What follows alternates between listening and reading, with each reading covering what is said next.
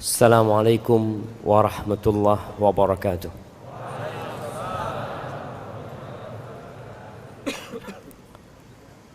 Alhamdulillah alladzi hadana li hadza wa ma kunna linahtadiya laula an hadanallah. Segala puji bagi Allah Jalla Jalaluh yang telah memberikan petunjuknya kepada kita, yang kalau bukan karena petunjuk yang Allah berikan, kita tidak akan pernah merasakan manisnya keimanan. Apa sih manfaatnya duduk di majelis ilmu? Apa gunanya antum datang jauh-jauh, duduk bersila, lelah? Karena sebagian orang memandang yang antum kerjakan ini sia-sia. Majelis ilmu itu salah satu taman surga. Kita ini datang ke taman surga. Bukan hanya manusia yang datang ke tempat ini. Innalillahi malaikatan sayyahin. Allah tuh punya malaikat khusus yang kerjanya jalan-jalan, bertamasya. Kemana mereka bertamasya? Mereka kalau mendapatkan majelis ilmu, mereka saling memanggil. Halumu ila bughyatikum. Ayo, ini udah datang nih. Ustadznya udah datang nih. Kajiannya udah mulai. Ayo kita datang ke sini. Subhanallah, semoga Allah menjadikan kita orang-orang yang mendapatkan manfaat dari apa yang kita dengar dan bisa mengamalkannya dalam kehidupan ini.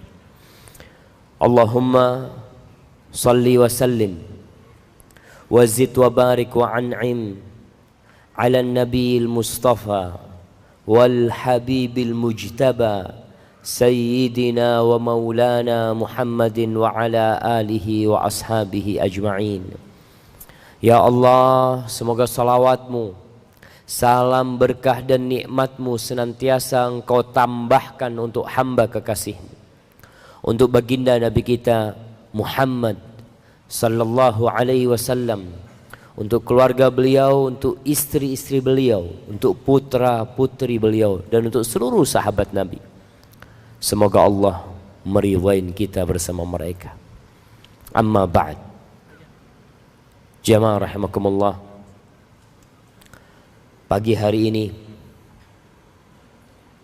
antum tanggal berapa? Tanggal 2. Antum baca dosa-dosa yang anggap biasa, kasih hadiahnya. Masya Allah. Kok bisa tanggal 2? Muslim. Kalender itu ada muslim, ada non muslim. Iya.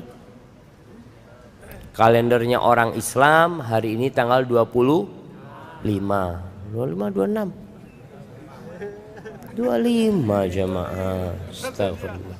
25, 26 jamaah. 25 Jumadal Akhirah. Baik. Antum coba sebutkan tanggal-tanggal Islam. Muslim. Yang pertama, ada kalender muslim, ada kalender non muslim. Yang punya muslim, Masya Allah. Antum-antum yang pakai topi. Nah, Muharram, Rabiul Awal, Muharram, Safar, Rabiul Awal, Rabiul Akhir, Jumadal Ula, Jumadal Akhirah, Rajab, Sya'ban, Ramadan, Syawal, Dzulqa'dah. Insyaallah. Kita banyak orang-orang Islam tapi nggak hafal kalender orang Islam. Hafalnya kalender non muslim. Jemaah, jangan meremehkan urusan kalender. Berulang kali jangan meremehkan urusan kalender. Hadhihi izzatuna. Ini bicara peradaban jemaah. Kapan bermula peradaban Islam? Dengan diutusnya Nabi Muhammad SAW. Kapan dimulai tanggalan umat Islam? Dengan hijrahnya Nabi Muhammad SAW. Ada makna yang besar di kalender Al-Hijriyah. Orang-orang yang mengaku hijrah, kalendernya juga hijrah. Jangan kalendernya tetap enggak hijrah. Kita mau bicara apa hari ini? Kita ingin nambah ilmu. Allah turunkan Al-Quranul Karim 30 juz, terdiri dari, nah antum berapa surat? Jangan ketawa, berapa surat Al-Quran?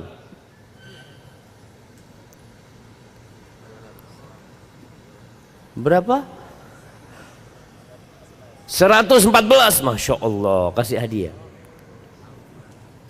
114 jemaah. Ingat, dimulai dengan Al-Fatihah, diakhiri dengan An-Nas. Udah berapa surat yang antum baca? Berapa surat yang antum hafal? Jangan cuma menang penampilan. Antum hafal surat apa? Alhamdulillah Ustaz. Qulhu 3, Qul huwallahu ahad, Qul a'udzu birabbil falaq, Qul a'udzu birabbin nas. Jangan diremehkan. Qul huwallahu ahad sepertiga Al-Quran. Oh, Masya Allah, semangat banget dia jemaah. Nah, alhamdulillah. Menangis, kita bicara menangis. Menangis ini fitrah manusia. Manusia itu memiliki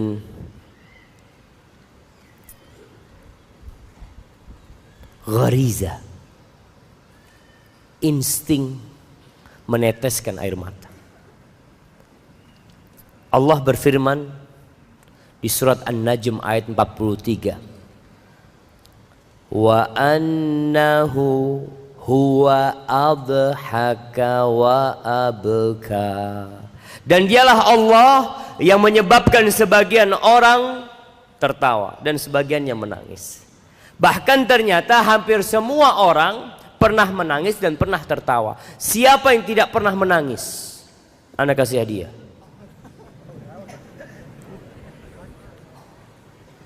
Jamaah. Taib, mungkin semua pernah menangis. Anda ganti pertanyaannya.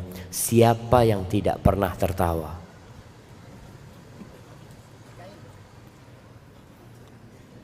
Jamaah. Semuanya pernah.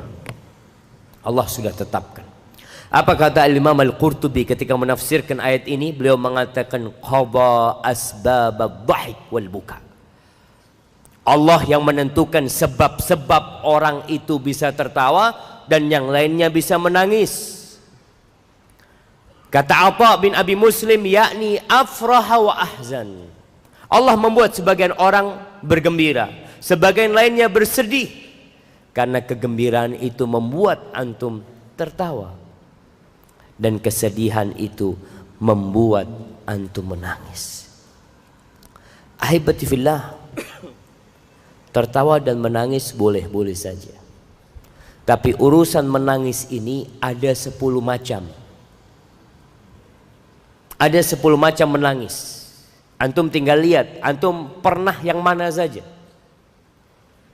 Ada tangisan yang tercela, ada tangisan yang mulia, ada tangisan yang berpahala, ada tangisan yang merupakan perbuatan nista. Kata Ibnul Qayyim dalam kitabnya Zadul Ma'ad fi Hadi Khairil Ibad. Perlu kita baca tuh. Zadul Ma'ad ini artinya bekal hari akhir yang membahas tentang petunjuk manusia atau hamba yang terbaik, Rasulullah SAW. Kata beliau yang pertama, bukaul khauf wal khasyah, tangisan karena takut dan khawatir. Orang ketika takut meneteskan air mata. Takut apa saja. Ada yang takut petir, dia menangis. Ada yang takut ditinggal anaknya, dia menangis. Yang kedua, buka'ur rahmah warriqah, tangisan kasih sayang,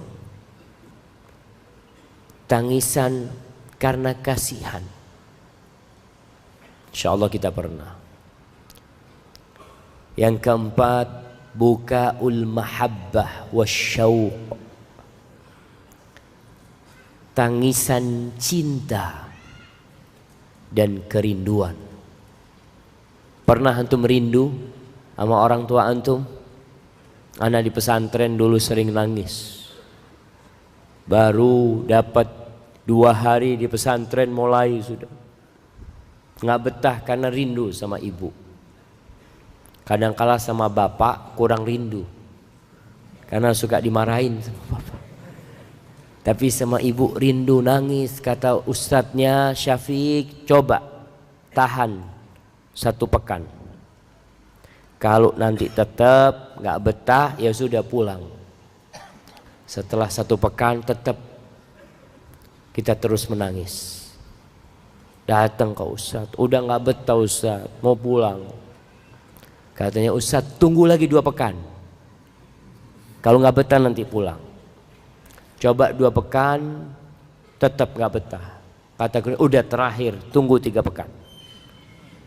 Kalau 3 pekan nggak betah ya udah pulang. 3 pekan, masya Allah sudah lupa sama orang tua.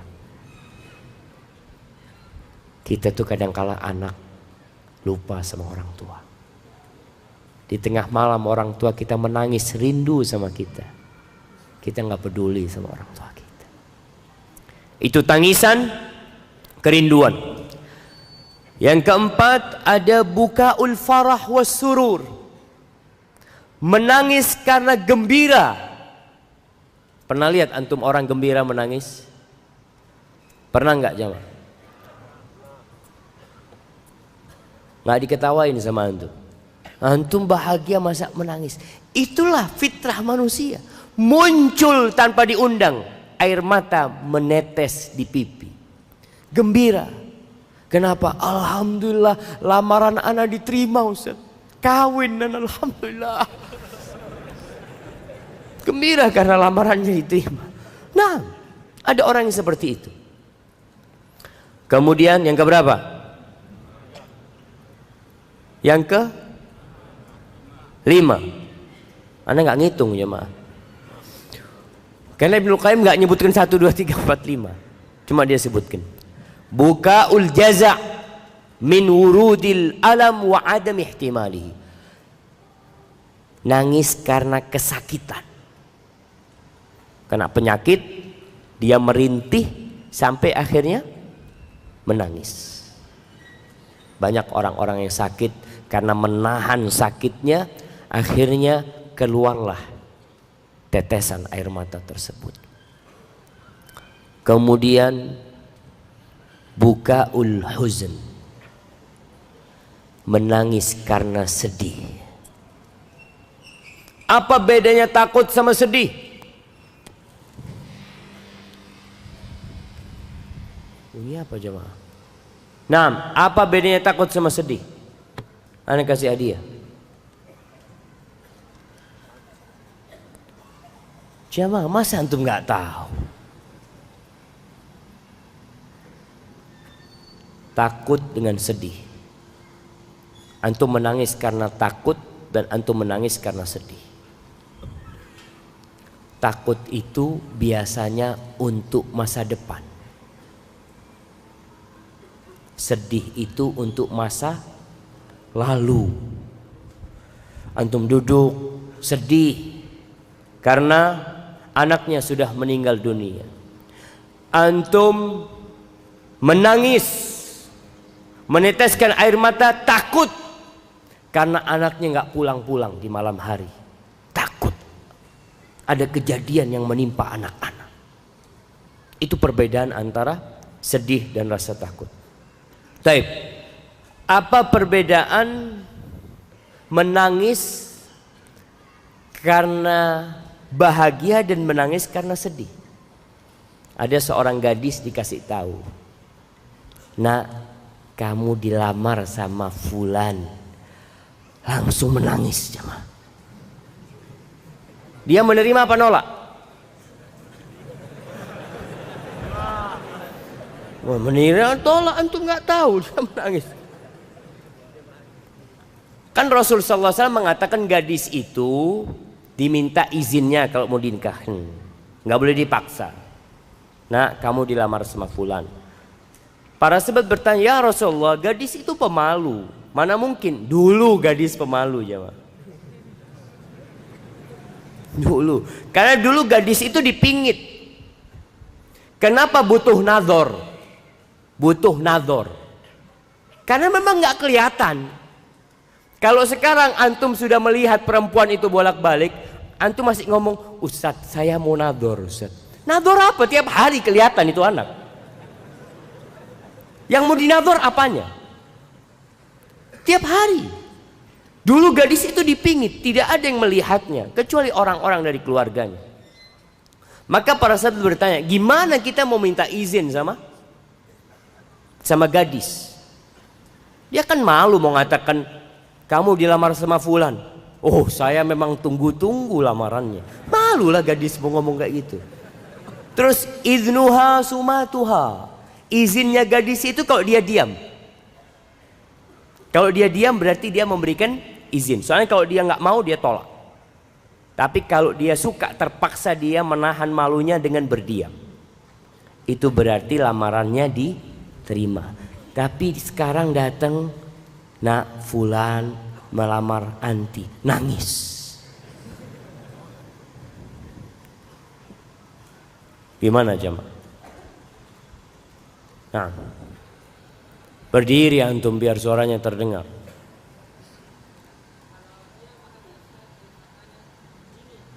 Masya Allah, Masya Allah, betul itu jawaban. Kasih yang besar buat antum hadiahnya. Betul tuh jamaah. Maka kalau ibu melihat anaknya menangis, pegang air matanya. Kalau dingin berarti bahagia dia jamaah. Kalau dia bersedih, panas air matanya jamaah. Antum bisa buktikan. Buktikan kepada siapa? Taib. Jadi memang disebutkan oleh Ibnul Qayyim, wa dam'atul huzni harah wal qalbu hazin. Tetesan air mata orang yang bersedih itu panas karena hatinya bersedih. Makanya ada istilah qurratu ain, penyejuk pandangan. Hatinya itu dingin jemaah kalau dia berbahagia. Taib. Yang keberapa sekarang? Ke-6. 6, 7, 8. Yang ke-7. Taib, yang ke-7. Bukaul khawr wadda'f. Menangis karena merasa lemah, gak bisa mengambil haknya. Dia bukan karena sakit, bukan karena sedih, tapi apa jemaah ya? Menahan emosi. Umpamanya dia dizolimin sama orang, dia ingin balas dendam tapi nggak mampu. Lalu apa? Menangis. Itu bukan karena sedih, bukan karena takut, tapi karena dia merasa lemah, kecewa, dia tidak bisa mengambil haknya. Kemudian yang ke-8, bukaun nifaq. Menangisnya orang-orang munafik, pura-pura menangis, air matanya menetes tapi hatinya keras. Itu orang-orang munafik. Kemudian yang ke-9, al-bukaul musta'ar wal musta'jar alaih. Tangisan pinjaman atau tangisan sewaan. Dulu jamaah, dulu itu ada tim menangis. Jadi ada penyewaan, disewakan. Kalau sekarang ada penyewaan kursi umpamanya. Dulu itu manusia disewakan khusus untuk menangis. Kapan? Kalau terjadi musibah. Jadi ada orang ditinggal mati oleh keluarganya, dia nggak tahan bersedih sendirian, akhirnya dia nyewa orang untuk ikut menangis di rumahnya. Oh, nangis teriak, dibayar. Pulang habis gitu, ini sudah nangis tadi, sudah saya 1 jam nangis tadi, gaji. Nah, itu pada masa di mana orang-orang jahiliyah biasa meratap, dan kita tahu setelah Islam nggak boleh lagi meratapin orang mati. Kemudian yang terakhir, bukaul muwafaqah, nangis karena melihat orang lain nangis. Pernah antum ada fulan cerita ya, tahu-tahu antum ikut meneteskan air mata. Antum kenapa nangis? Ya nggak tahu, ngelihat fulan nangis akhirnya ana nangis. Sholat ketika malam Lailatul Qadar, suara imamnya bagus sekali, dia meneteskan. Kenapa antum nangis? Imamnya nangis soalnya. Dia hanya ikut-ikutan menangis. Dan itu biasa jamaah. Antum, istilah zaman sekarang itu baper, bawa perasaan. Ada orang menangis, akhirnya antum ikut menangis. Di antara 10 macam menangis ini, yang mana yang diridhai Allah Subhanahu wa taala? Yang menangis karena takut kepada Allah Jalla Jalaluhu. Pernahkah kita duduk atau tidur rebahan, lalu kita meneteskan air mata karena takut kepada Allah Jalla Jalaluhu, atau karena rindu untuk berjumpa dengan Allah Azza wa Jalla? Jamaah rahimakumullah, di antara tangisan yang dibikin, tangisan kemunafikan, tangisan dusta, adalah tangisan saudara-saudaranya Nabi Yusuf alaihissalam. Antum ingat saudara-saudaranya Nabi Yusuf? Allah menceritakan di surat Yusuf ayat 16, setelah mereka konspirasi dan konspirasi mereka telah berhasil, mereka pulang ke rumahnya membawa bajunya Nabi Yusuf yang penuh dengan darah. Apa kata Allah? Waja'u abahum isya'an yabkun. Mereka datang di waktu Isya dalam kondisi menangis. Menangisnya masuk yang mana? Dusta. Air matanya menetes tapi hatinya keras. Bahkan mereka bergembira atas kepergian Nabi Yusuf alaihissalam. Ada tangisan dosa. Tangisan dosa ini menangis karena artis yang dia cintai mati.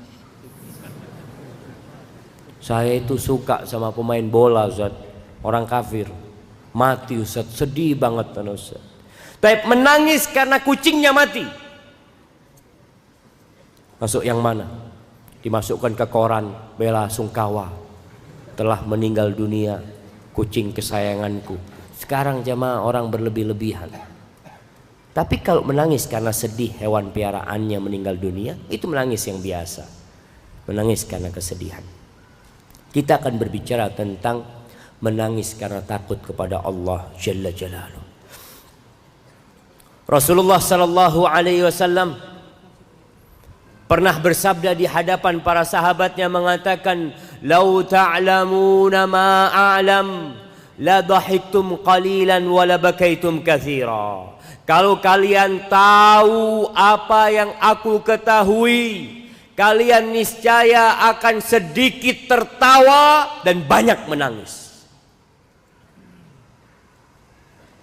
Tapi kita nggak tahu apa yang diketahui Nabi alaihissalam. Kebesaran Allah Azza wa Jalla, keagungan Allah, kebaikan Allah kepada kita, pengawasan Allah terhadap kita.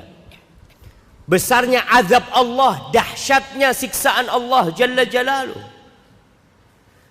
Itu yang membuat Nabi jadi menangis. Dan beliau mengatakan, wala ma taladzattum 'alal furush. Kalian gak akan bisa bersenang-senang di atas ranjang kalau kalian tahu apa yang aku ketahui. Kalau ada yang berpikir Nabi banyak istrinya, naam. Tapi Rasulullah sallallahu alaihi wasallam bukan berpikir untuk bersenang-senang saja. Bahkan beliau lebih banyak takutnya kepada Allah. Kita akan lihat nanti bagaimana Rasulullah sallallahu alaihi wasallam menangis. Allah menceritakan penghuni surga. Aisyah ketika baca ayat ini menangis radhiyallahu taala anha. Di surat At-Tur ayat 25 sampai 28. Allah menceritakan penghuni surga, wa aqbala ba'dhum ala ba'dhi yatasaalun. Ketika mereka masuk surga, mereka ngobrol, saling berhadap-hadapan, tidak seperti antum sekarang. Yang lainnya memberikan punggung kepada saudara yang di belakangnya, nggak enak duduknya. Tapi itulah duduk menuntut ilmu. Nanti antum duduknya akan saling berhadapan. Mereka saling bertanya, kamu kok bisa masuk surga? Gimana ceritanya? Antum dulu ana lihat kayaknya sih jarang-jarang datang kajian. Kok bisa masuk surga? Ada obrolan mengenang masa di dunia. Apa kata mereka? Qalu inna kunna fi ahlina musyfiqin. Kita dulu ketika hidup di dunia kita tuh takut kita. Takut menghadapi keluarga kita, bagaimana nanti pada hari kiamat. Bagaimana akhir hidup kita. Apakah kita akan husnul khatimah atau kita su'ul khatimah. Perasaan itu selalu ada pada diri kami. Kami takut kepada Allah Jalla Jalaluh. Dan takut. Orang tua takut anaknya tidak punya pekerjaan. Orang tua takut anaknya tidak menikah. Orang tua takut anaknya diceraikan, di PHK. Tapi adakah orang yang takut anaknya masuk neraka? Takut abah, nak kamu nanti kalau nggak sholat masuk neraka. Kebanyakan rasa takut di dunia ini urusan ekonomi, urusan dunia. Anaknya resign dari bank konvensional yang penuh dengan riba. Apa kata orang tuanya? Nak, nanti kamu makan apa, nak? Kamu punya anak. Subhanallah. Padahal kita tahu pelaku riba itu terlaknat. Dosa riba yang paling ringan saja seperti menzinai ibunya sendiri. Nggak takut. Yang takut kalau anaknya nggak bisa makan. Tapi penghuni surga bukan itu yang mereka takutkan. Dunia bakal ditinggalin. Hari ini, esok atau lusa kita bakal mati. Kemudian rasa takut itulah yang membuat Allah memberikan karunia. Kata mereka, "Famanallahu 'alaina wa waqana 'adzabas samum." Kemudian Allah memberikan karunia-Nya kepada kami dan menyelamatkan kami dari api neraka. Kita dikasih karunia sama Allah. Rasa takut itu rahmat dari Allah. Sehingga membuat antum meninggalkan yang haram dan melaksanakan ketaatan. Inna kunna min qablu nad'uuhu innahu huwal barrur rahim. Ketika kita hidup di dunia kita selalu minta sama Allah, memohon kepada Allah, bermunajat kepada Allah. Sesungguhnya Allah itu maha baik dan maha pengasih. Itu jamaah, rasa takut inilah yang kita perlu tumbuhkan di dalam hati kita. Rasa takut yang membuahkan tetesan air mata. Takut dengan masa depan. bukan hanya sedih dengan masa lalu. Dalam hadis yang diriwayatkan oleh Imam Tirmidzi, Rasulullah sallallahu alaihi wasallam mengatakan, la yalijun nar rajulun baka min khasyatillah. Tidak akan masuk neraka orang yang menangis karena takut kepada Allah hatta ya'udal labanu fid dhara, sampai air susu itu masuk kembali ke dalam tempat susunya. Antum lihat kambing kalau sudah diperah, mungkinkah air susu itu masuk kembali ke dalam? Gak mungkin. Orang yang menangis karena takut kepada Allah, insya Allah masuk surga. Dalam hadis yang lainnya, riwayat Imam Tirmidzi, Rasulullah sallallahu alaihi wasallam mengatakan, ainani la tamassahuman nar, ainun bakat min khasyatillah wa ainun batat tahrusu fi sabilillah. Ada dua bola mata yang tidak akan tersentuh api neraka, nyentuh aja tidak, apalagi masuk neraka, nyentuh aja enggak. Yang pertama, bola mata yang menangis karena takut kepada Allah. Yang kedua, mata yang begadang, terbuka matanya, nggak tidur karena menjaga jalan-jalan Allah. Sekarang orang begadang ngapain? Nobar. Jam 3 malam nobar, jam 2 nobar. Waktu mustajabnya doa, ketika Allah tak turun ke langit dunia, Allah mengatakan, hal min sa'ilin fa'utiyah. Ada yang mau minta sama aku kasih, kata Allah. Hal min mustaghfirin fa'aghfirullah. Ada yang mau memohon ampunan kepadaku, aku ampuni. Ketika itu sebagian kita sibuk nobar, nonton bola.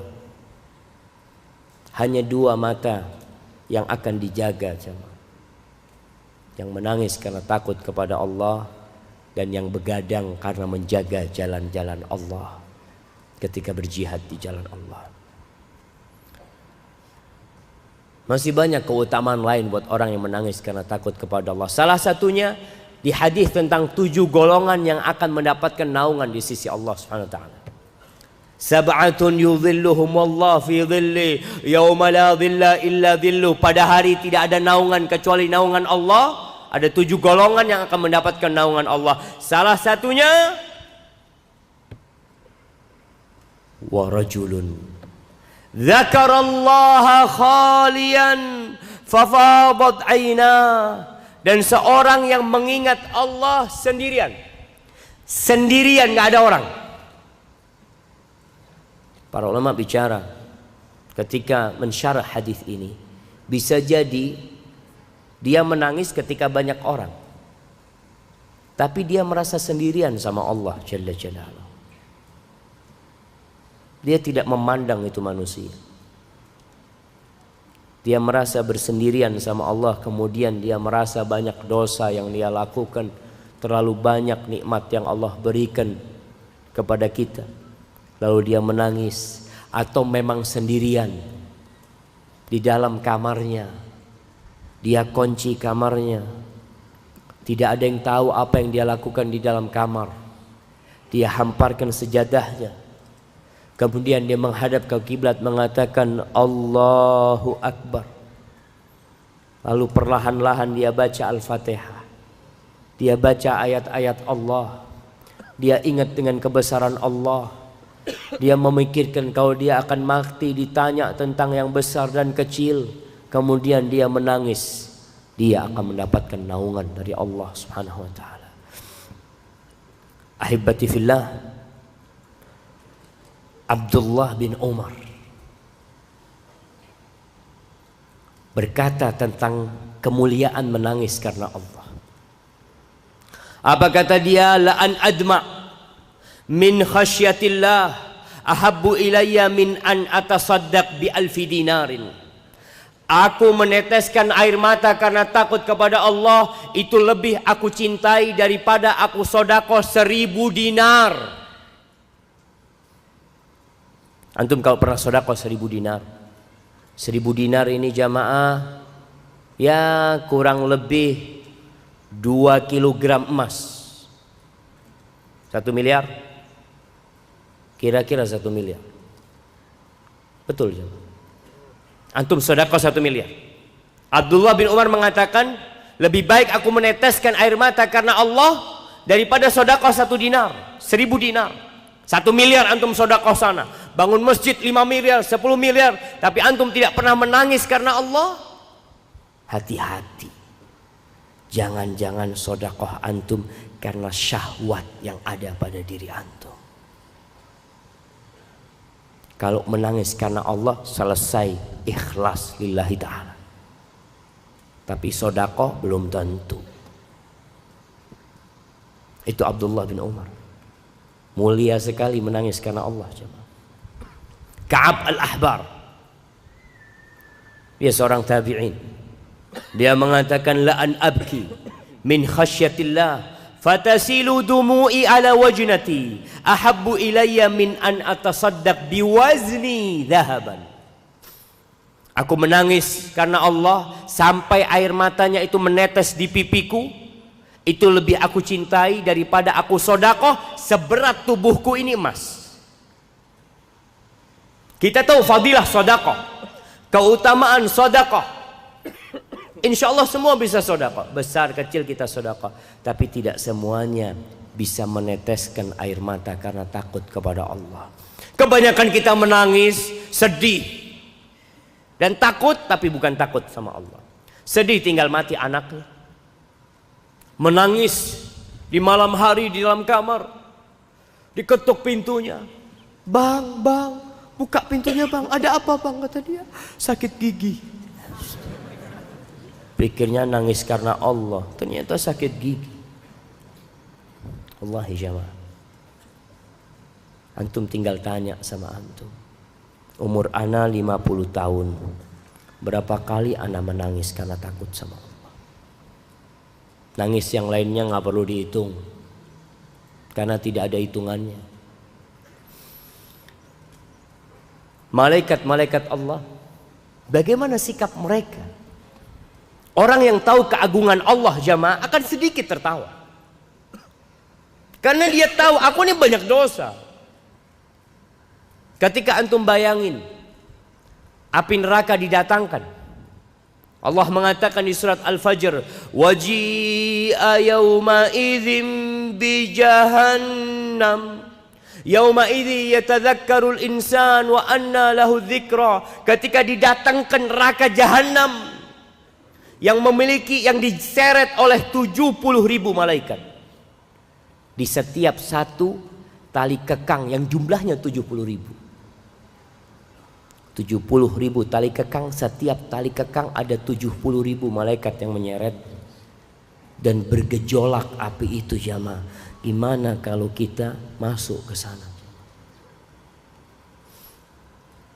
Ketika Nabi Isra Mi'raj, Anas bin Malik bercerita, Nabi berjumpa di sana dengan Mikail, malaikat Mikail.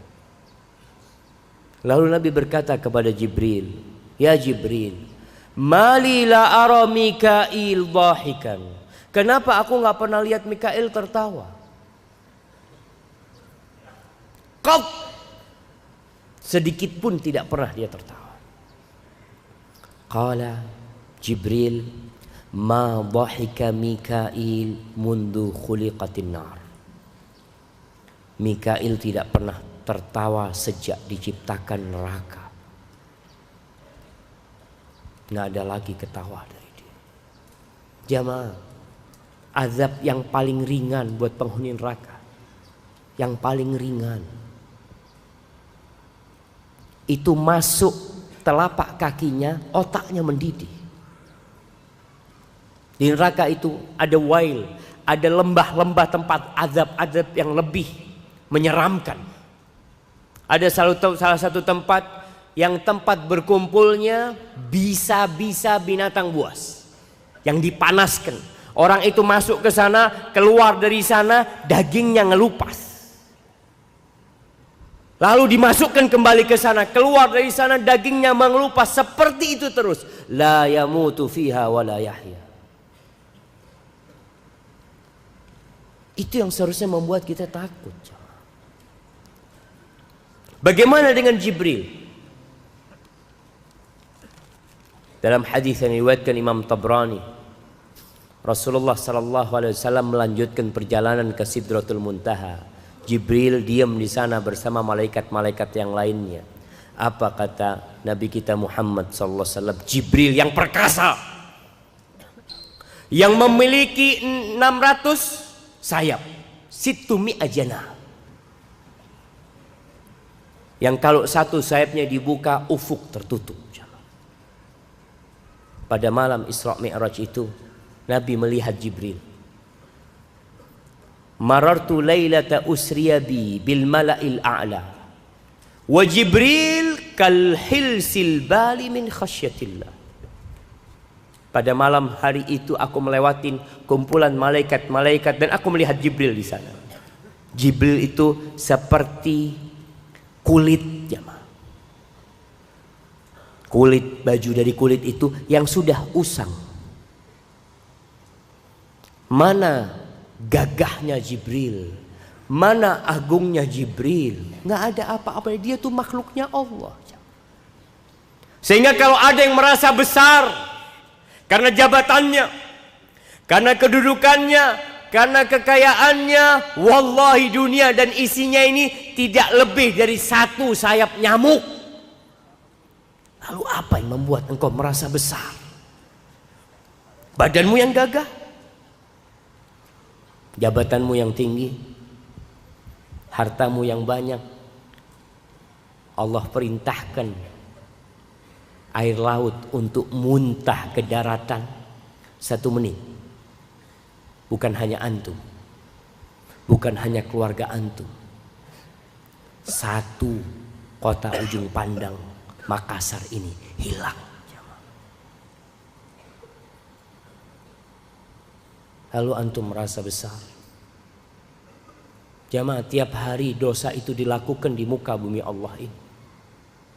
Tempat-tempat kemaksiatan, orang-orang yang tidak sholat, orang-orang yang tidak peduli dengan agama, terus berjalan di muka bumi ini. Tinggal tunggu waktunya. Jangan menunggu azab Allah turun. Kita perlu memperbaiki diri. Rasulullah sallallahu alaihi wasallam menangis. Abdullah bin Mas'ud radhiyallahu taala anhu berkata, pada suatu hari Rasulullah sallallahu alaihi wasallam mengatakan kepada aku, "Iqra alayyal Qur'an." Ibnu Mas'ud, bacakan kepada aku Al-Quran. Aku mau dengar Al-Quran.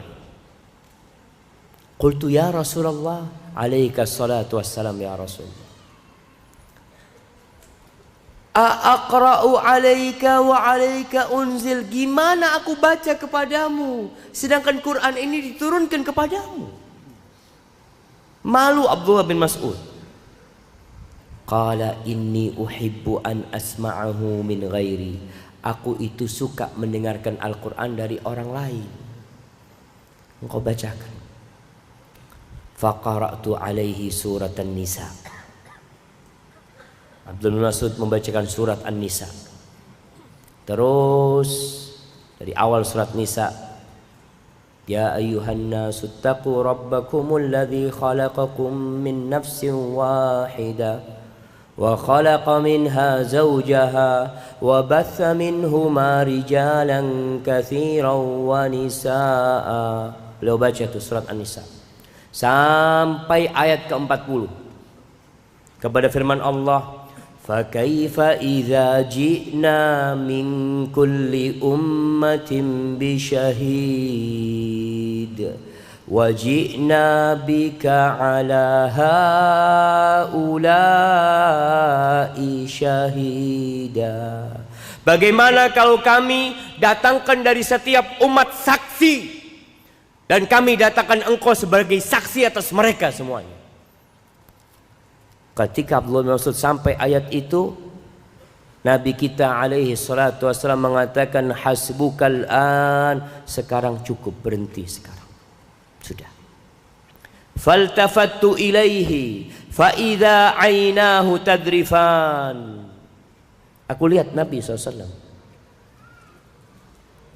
ternyata air matanya meneteskan air di pipinya, sallallahu ala nabiyina wasallam. Itu Nabi jemaah, takut. Peristiwa lain,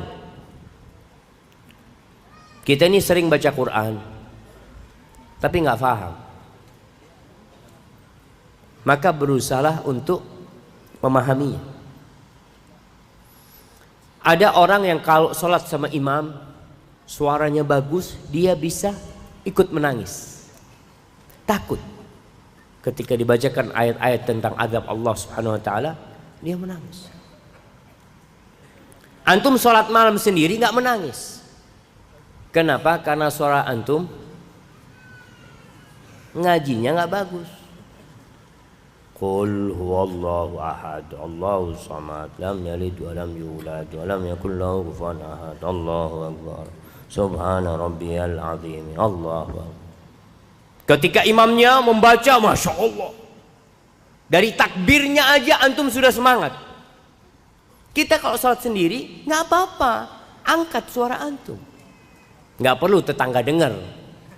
Antum pokoknya dengar sendiri di kamar situ, antum baca dengan suara yang terdengar. Laisa minna man lam yataghanna bil Qur'an. Kata Nabi SAW, bukan termasuk golongan kami yang tidak menghiasi Al-Quran dengan suara yang indah. Ustaz, gimana suara anak jelek? Diindahkan. Antum minum apa namanya, jahe, anak kepingin suaranya bagus supaya Allah dengerin bacaan anak. Allah denger jamaah. Seorang sahabat Nabi, Usaid bin Khudair, ketika sholat malam, dia di teras rumah, di halaman rumahnya dia sholat. Ada kudanya, ada anaknya, di situ sholat dia membaca. Ketika dia membaca, kudanya itu berputar-putar terus. Dia takut kudanya itu menginjak anaknya. Dia terus membaca. Kalau dia berhenti, kudanya berhenti. Dia baca, kudanya berputar. Akhirnya dia cerita sama Nabi SAW. Akhirnya aku selesaikan sholatku ya Rasul alaihi salatu wassalam. Kemudian aku melihat ke langit. Itu ada lampu-lampu yang turun dari langit jamaah. Kata Nabi SAW, engkau tahu Usaid, apa itu yang tadi malam turun? Itu malaikat-malaikat Allah turun mendengarkan bacaan Al-Quran. Kalau engkau baca sampai pagi, orang-orang akan melihat malaikat-malaikat itu. Antum baca, belajar tahsin, panggil guru, bacaan anak jelek, Ustaz panggil guru. Malu mau belajar di masjid sama teman-temannya, panggil guru, datangkan, ajari anak Ustaz, anak mau bacaan anak bagus, anak kepingin kalau salat malam itu benar-benar didengerin sama Allah Subhanahu wa taala. Dan malaikat-malaikat mendengar. Allah mendengar semua ucapan manusia. Tapi yang indah, mendengar dan mendapatkan dikasih pahala sama Allah Jalla Jalaluhu. Itu firman Allah Al-Qur'an ini jamaah. Ubaid ibn Umair rahimahullahu taala, seorang tabi'in, pernah datang menjumpai ibunda kita Ummul Mukminin Aisyah radhiyallahu taala anha. Ini bersama teman-temannya, dia mau belajar. Mereka kalau belajar sama istri Nabi sallallahu ala nabi wasallam biasanya dari balik tabir.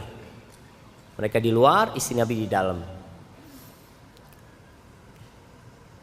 Ubaid mengatakan, akhbirina bi'ajabi syai'in ra'aitihi min Rasulillah sallallahu alaihi wasallam. Kami minta engkau kasih tahu kami tentang sesuatu yang paling menakjubkan yang engkau melihat dari Nabi SAW.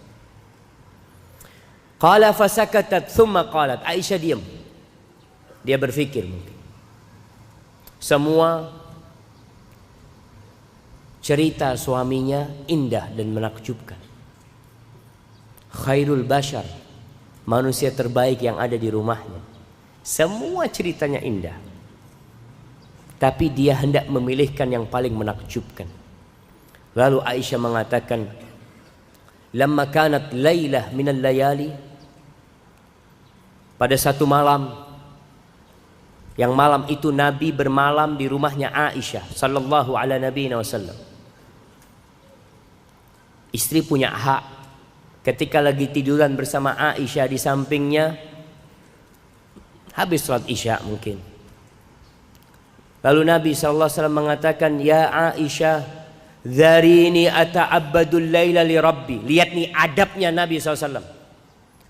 Dia mengatakan kepada istrinya, tolong biarkan aku mau beribadah buat Rabbku malam ini. Nabi ngomong itu sama istrinya. Kenapa? Karena dia tahu malam ini haknya Aisyah. Suami harus tahu diri. Apa kata Aisyah? Mau ditinggal sama Nabi? Yang lagi tiduran berduaan, mau ditinggal sama Nabi, Nabi mau beribadah. Apa kata Aisyah? Wallahi inni uhibbu kurbaka. Demi Allah, aku itu cinta berada di sisimu. Aku suka berada di sisimu. Nggak ingin engkau pergi. Wa uhibbu ma yasuruka. Tapi aku juga cinta apa yang menggembirakan dirimu. Antum kalau cinta itu tidak harus memiliki, jemaah. Wallahi jemaah, antum kadang-kala cinta dengan seorang akhwat, antum harapan menikahin akhwat itu, ternyata akhwat itu menikah dengan ikhwan yang lebih baik dari antum. Ustaz, dia dapat ikhwan yang hafal Quran. Alhamdulillah. Cinta tidak harus memiliki. Kalau itu menjadi kebahagiaan dia, silahkan antum doakan. Aisyah, dia ingin dekat sama Nabi SAW, tapi dia juga cinta apa yang membuat kekasihnya berbahagia. Apa saya yang kau cintai, aku suka. Faqama wa fatatahhar thumma qama yusalli. Nabi SAW bangun, beliau ambil wudu, kemudian beliau berdiri sholat. Qalat falam yazal yabki hatta balla hijrahu. Kemudian beliau dalam kondisi duduk, beliau menangis sampai pangkuannya itu basah dengan tangisan Nabi SAW.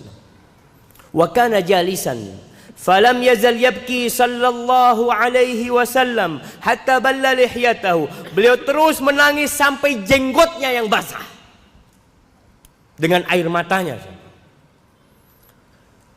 Thumma baka hatta ballal ard. Kemudian beliau terus menangis sampai tanah yang di depan Nabi SAW itu basah dengan tetesan air mata Nabi. Mereka dulu nggak kayak orang sekarang pakai sejadah, pakai karpet, enggak. Mereka pakai tanah rumah Nabi SAW sampai tanah itu basah. Faja'a Bilal yu'dhinuhu bis-shalah. Bilal datang mau ngasih kabar kalau sudah masuk waktu sholat. Dia minta izin. Ketika dilihat sama Bilal, Nabi nangis. Apa kata Bilal? Ya Rasulullah, tabki. Wa qad ghafarallahu laka ma taqaddama min dzambika wa ma ta'akhkhar. Ya Rasul, engkau menangis. Padahal dosamu sudah diampuni. Dosamu yang masa lalu dan yang akan datang sudah diampuni Nabi. Lalu kenapa engkau masih menangis? Qala afala akun abdan syakura. Apa enggak pantas aku menjadi hamba yang bersyukur kepada Allah? Itu Nabi, jamaah. Lalu Nabi mengatakan, laqad unzilat alayya laila ayah. Telah diturunkan kepada aku tadi malam sebuah ayat. Wailun liman qara'aha wa lam yatafakkar fiha. Celaka buat orang yang membacanya kemudian tidak bertafakkur, tidak bertadabbur, tidak memikirkan ayat ini. Apa firman Allah di surat Ali Imran ayat 190? Inna fi khalqis samawati wal ard wa ikhtilafil laili wan nahar la ayatin li ulil albab. Antum pernah enggak malam hari bertafakur melihat ciptaan Allah yang begitu agungnya. Bumi ini hanya debu dibandingkan miliaran jamaah, miliaran bintang-bintang yang di sana. Banyak yang lebih besar daripada bumi ini. Lalu kita tidak memikirkan kebesaran Allah. Kita sampai jam berapa? Sampai jam 12 jamaah. Masya Allah, anak izin minum dulu.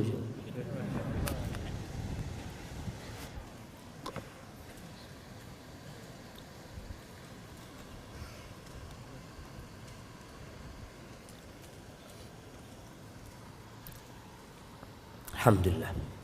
Abdullah bin Amr bin As, dia bercerita bahwa Nabi SAW membaca firman Allah di surat Ibrahim ayat 36. Ketika Nabi Ibrahim mengatakan, Rabbi innahunna adlalna katsiran minan nas faman tabi'ani fa innahu minni. Wahai Rabbku, sesungguhnya berhala-berhala itu banyak menyesatkan banyak manusia. Maka barang siapa yang mengikuti aku, dia termasuk dari golonganku. Lalu membaca ucapan Isa alaihissalam di surat Al-Maidah ayat 118. Ketika Nabi Isa mengatakan, in tu'adzibhum fa innahum ibaduk wa in taghfir lahum fa innaka antal azizul hakim. Kalau engkau mengadab mereka ya Allah, sesungguhnya mereka itu hamba-hambamu ya Allah. Kalau engkau mengampuni mereka, sesungguhnya engkau maha perkasa dan maha bijak ya Allah. Farafa'a yadayhi. Lalu setelah membaca itu, Nabi mengangkat tangannya, mengatakan, Allahumma ummati, ummati, ya Allah, umatku ya Allah, umatku ya Allah. Nabi menangis sallallahu alaihi wasallam. Beliau menangis karena memikirkan kita. Pernahkah kita menangis memikirkan Rasulullah SAW? Antum pernah nggak bersedih ketika Nabi SAW dilemparin batu sampai berdarah-darah? Pernahkah antum berpikir untuk hidup di masa Nabi membela Rasulullah SAW? Apa yang antum akan lakukan? Kalau sekarang kita sibuk dengan gadget kita, sibuk nonton, sibuk dengan perkara-perkara yang tidak berguna. Antum kebayang nggak gimana antum hidup di masa Nabi SAW, menolong Rasulullah SAW, menjadi seperti Sa'ad bin Abi Waqqas, menjadi seperti Rafi' ibn Khadij. Nabi menangis, berdoa. Kemudian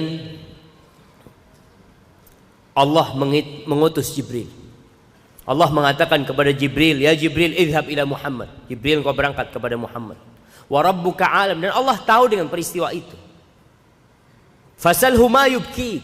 Tanyakan kepada dia, apa yang menyebabkan engkau menangis? Maka Jibril datang menjumpai Nabi kita Muhammad SAW. Lalu ditanya, kenapa engkau menangis? Karena umatku. Aku minta umatku diselamatkan dari api neraka. Kemudian Jibril berangkat kepada Allah dan Allah sudah tahu. Lalu Allah mengutus Jibril kembali, ya Jibril, idhab ila Muhammadin faqul inna sanurdika fi ummatika wala nasu'u. Sampaikan kepada Muhammad Jibril, sampaikan kepada dia kalau kita akan membuat dia ridha dalam urusan umatku, dia tidak akan kecewa tentang urusan umat. Ahibati fillah, begitu Nabi SAW memikirkan kita menangis, ummati ummati. Nanti ketika di padang mahsyar, ketika semua nabi tidak ada yang bisa meminta kepada Allah Jalla Jalaluh, miliaran manusia itu datang kepada Nabi kita Muhammad SAW. Setelah Nabi Adam, Nabi Nuh, Nabi Ibrahim, Nabi Musa, Nabi Isa, semua angkat tangan. Orang-orang datang kepada Nabi kita Muhammad SAW. Mereka minta tolong, ya Rasulullah, Tolong mintakan kepada Allah agar Allah menyelesaikan urusan kita. Siapa yang menyelesaikan jemaah? Nabi kita Muhammad sallallahu alaihi wasallam.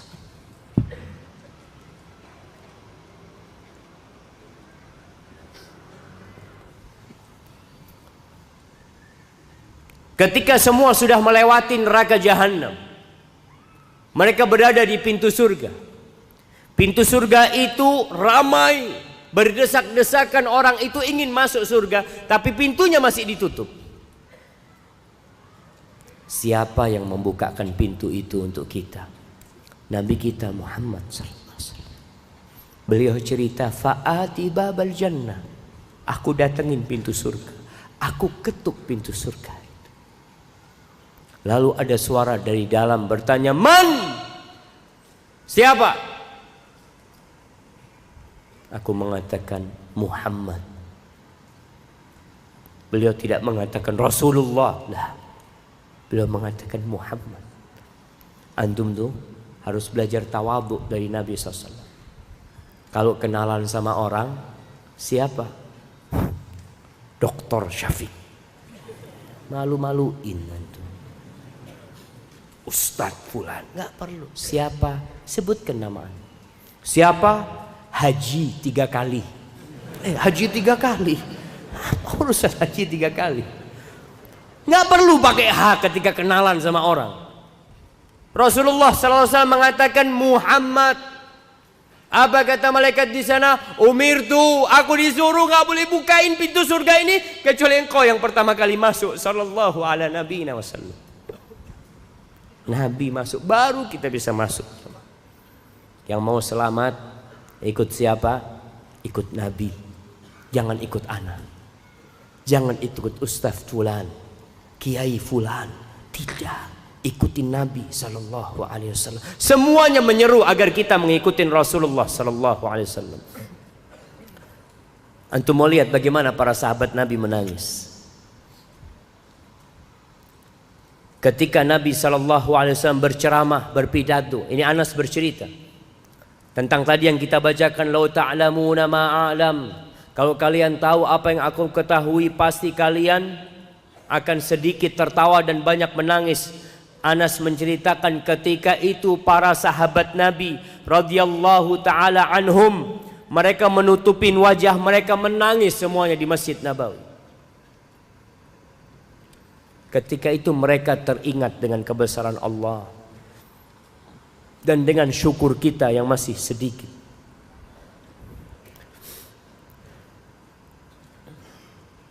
Mu'ad bin Jabal suatu hari menangis. Nangis dengan tangisan yang dahsyat. Lalu orang tanya, kenapa engkau menangis, Mu'ad? Engkau mengeluh kenapa, sakit atau apa? Qala li'anna Allah azza wa jal qabata qabdataini. Allah itu menggenggam 2 genggaman. Wahidatan fil jannah wal ukhra fil nar. 1 genggaman di surga dan 1 genggaman di neraka. Fa ana la adri min ayil fariqaini akun. Aku ni enggak tahu aku termasuk dalam genggaman yang mana. Siapa yang tahu antum itu masuk surga atau neraka? Antum yakin antum masuk surga? Mu'ad aja takut. Hasan al-Basri seorang tabi'in yang begitu zuhud. Memang jamaah, orang tuh semakin kenal sama Allah semakin takut, bukan semakin meremehkan. Hasan al-Basri mengatakan ketika dia menangis, ditanya, kenapa engkau menangis? Akhaf ayyatrahanillah ghadan finnar wala yubali. Aku takut besok Allah melemparkan aku ke neraka dan Allah enggak peduli sama aku. Ada orang-orang yang enggak diajak bicara sama Allah, enggak dilihat sama Allah, enggak disucikan sama Allah. Semoga kita tidak termasuk dari mereka. Suatu hari Abdurrahman bin Auf, ini ceritanya Sa'ad, dari ayahnya dia menceritakan Abdurrahman bin Auf. Suatu hari dia duduk, didatangkan makanan buat dia. bersama-sama sahabat-sahabat. Lalu kata Abdurrahman bin Auf, qutila Mus'ab bin Umair wa kana khairan minni. Mus'ab bin Umair terbunuh dan dia lebih baik dari aku. Falam yujad lahu ma yukaffanu bihi illa burda. Enggak ada kain yang bisa mengkafani Mus'ab, padahal dia lebih baik dari aku. Kafannya enggak cukup untuk menutup seluruh tubuhnya Mus'ab. Kalau ditarik ke kakinya, kepalanya kelihatan. Ditarik ke atas, kakinya kelihatan. Mus'ab lebih baik dari aku. Wa qutila Hamzah wa huwa khairun min. Hamzah terbunuh dan Hamzah lebih baik dari aku. Sama juga. Kafannya enggak cukup. Atau orang lain dari sahabat Nabi sama enggak cukup. Laqad khasyitu an yakuna qad ujilat lana thayyibatuna fi hayatina dunya. Aku tuh takut kita ini termasuk orang-orang yang kenikmatannya disegerakan di dunia, di akhirat nggak dapat apa-apa. Apa kita nggak takut sekarang kita ini hidup nikmat jemaah. Antum mau sholat nggak ada yang ganggu, mau makan tinggal makan. Ada kipas angin, ada AC, ranjang yang begitu nikmatnya, ranjang yang antum tidurin itu tidak pernah dinikmatin oleh Rasulullah SAW dan para sahabat. AC yang kita nikmatin sekarang, pernah Nabi SAW merasakan itu di rumah? Nggak ada. Lalu Abdurrahman setelah ngomong itu dia menangis. Ahibati fillah, apa saja yang membuat hati itu keras sehingga tidak menangis? Yang pertama, kita perlu belajar bagaimana kita menjadikan hati kita ini lembut,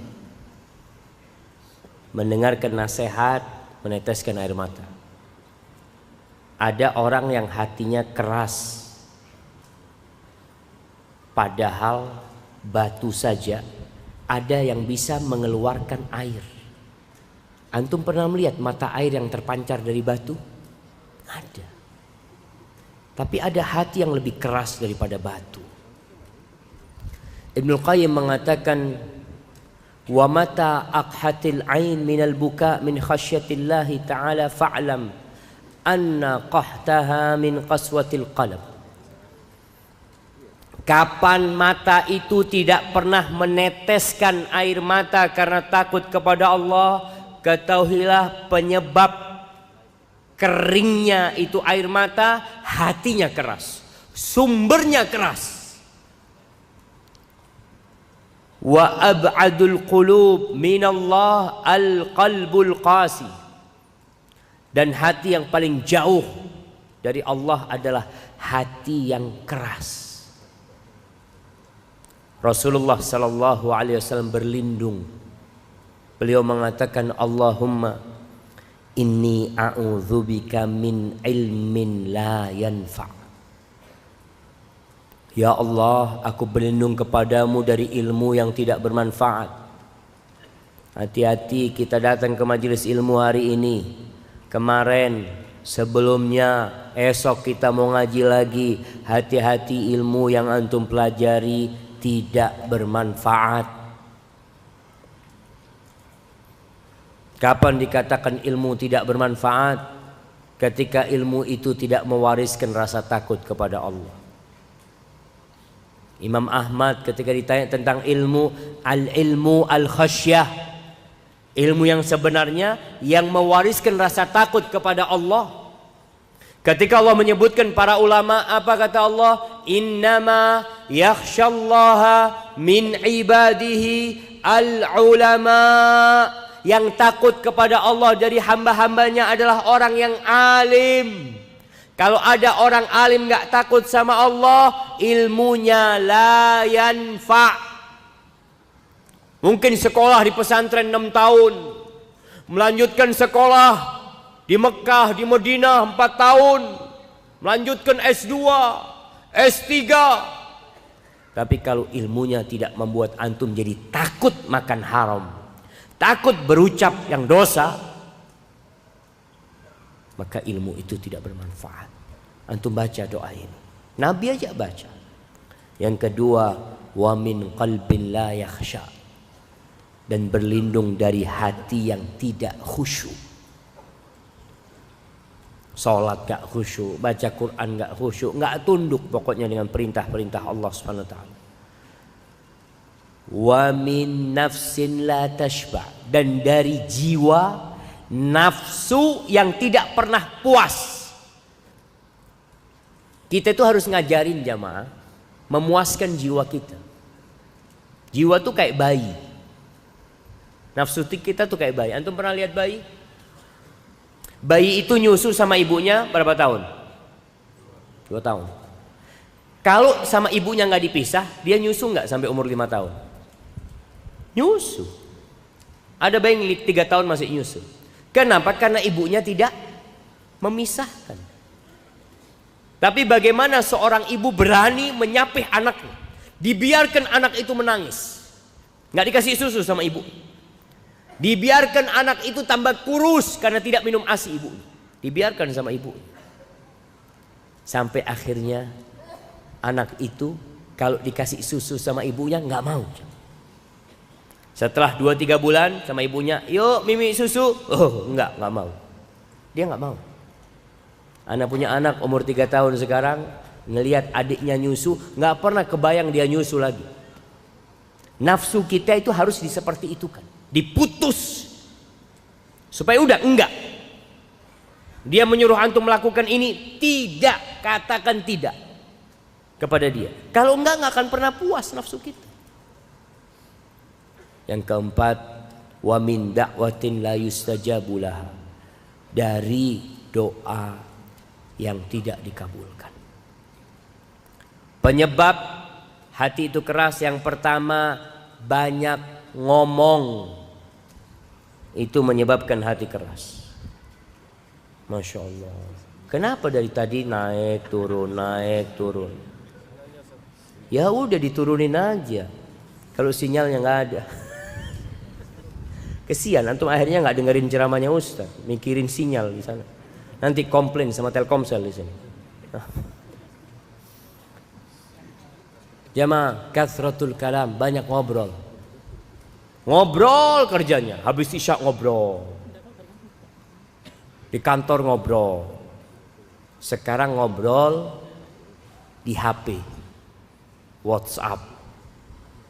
WhatsApp itu ngobrol. Ngobrol sana ini itu, dan subhanallah jamaah ya. Ana kalau baca grup, ana baca sebentar ya, 2-3 menit, itu tangan gak berhenti jamaah. Turun lagi, astagfirullahaladzim. Soalnya grup gak dibuka 3 hari. Itu ada berapa pembicaraan, tinggalkan sudah. Ngobrol boleh, antum ngobrol sama teman-teman punya waktu. Antum ngobrol, ana mau ngobrol paling lama 1 jam. Selesai. Setelah itu antum baca Quran. Baca Quran, kalau ngobrolnya 1 jam, baca Qurannya berapa jam? 5 menit. Alhamdulillah, alhamdulillah. Ini yang banyak terjadi jam. Kita tuh banyak ngobrol. Makan ngobrol, mau tidur ngobrol. HP-nya sekarang dipegang terus. Coba sekali-kali latihan nggak buka HP. Antum ngomong sama istri antum, tolong HP-nya disembunyikan. Berapa hari? 1 pekan. Antum seperti tahu layang-layang yang putus talinya.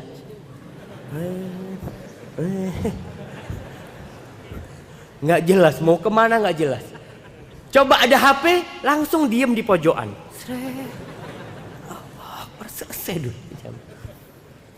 HP teman ngobrol sekarang, tinggalkan sudah. Artinya bukan tinggalin, kurangin ngobrol itu.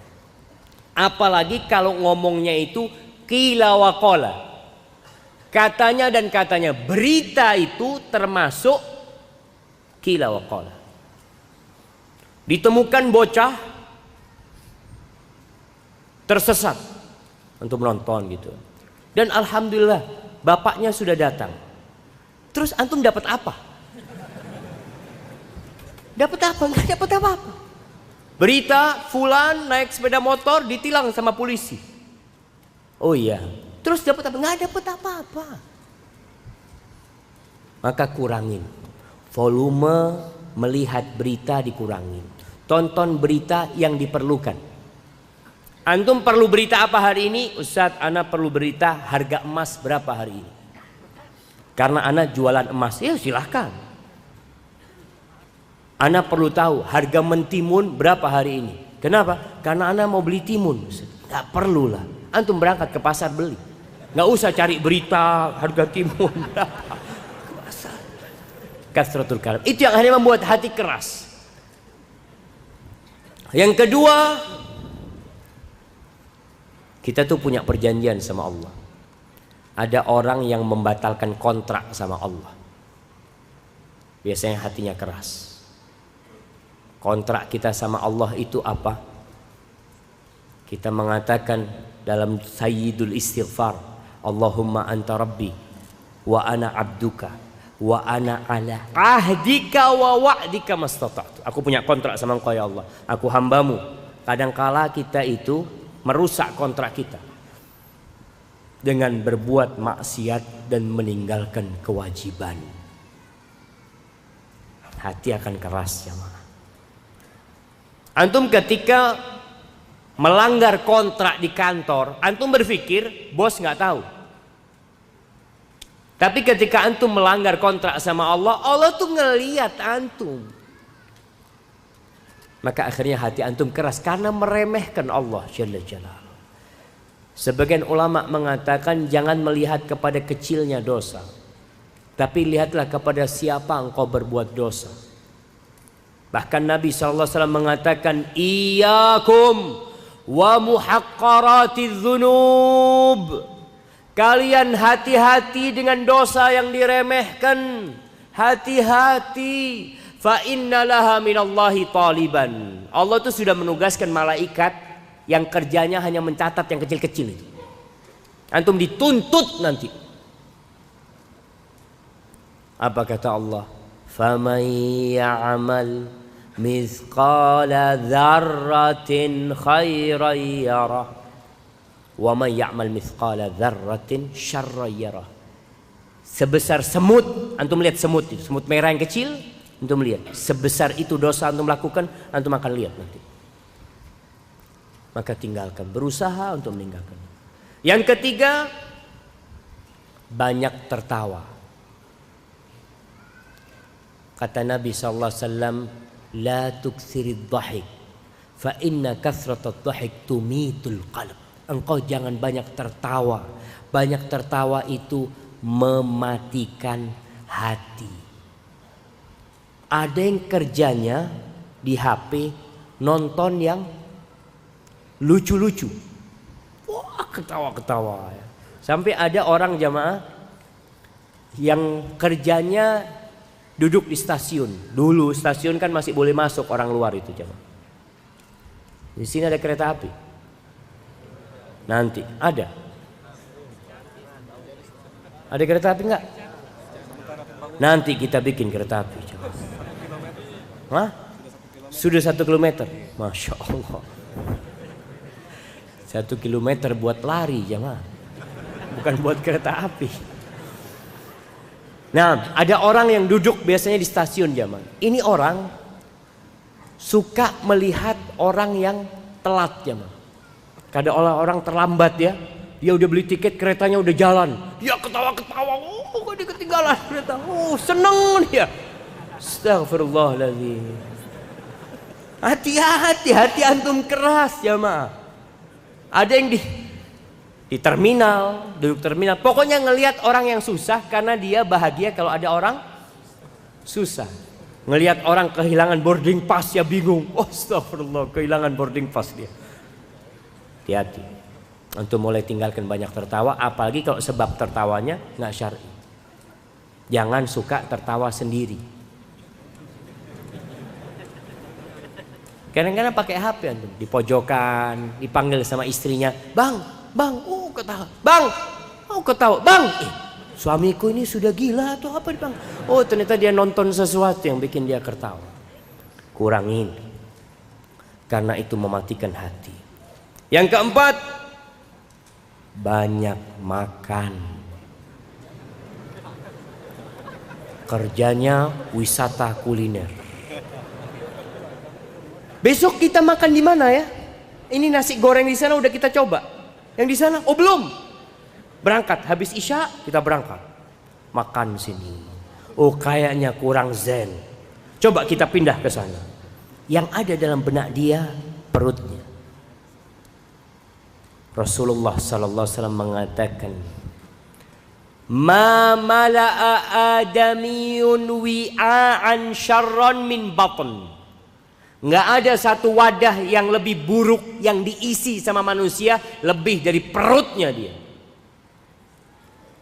Bihasab ibni Adam luqaimat yuqimna biha sulbah. Cukup anak Adam itu makan beberapa suap yang bikin punggungnya tegak. Sudah, secukupnya makan saja.